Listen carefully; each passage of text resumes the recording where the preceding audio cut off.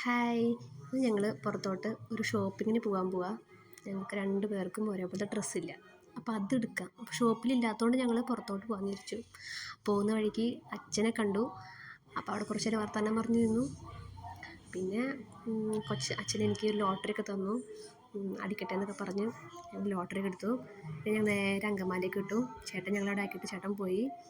പിന്നെ ഞങ്ങൾ രണ്ടാളും കൂടി അങ്കമാലിയിൽ മെട്രോയിലാണ് കേട്ടോ ഡ്രസ്സ് എടുക്കാൻ വേണ്ടി പോകുന്നത്.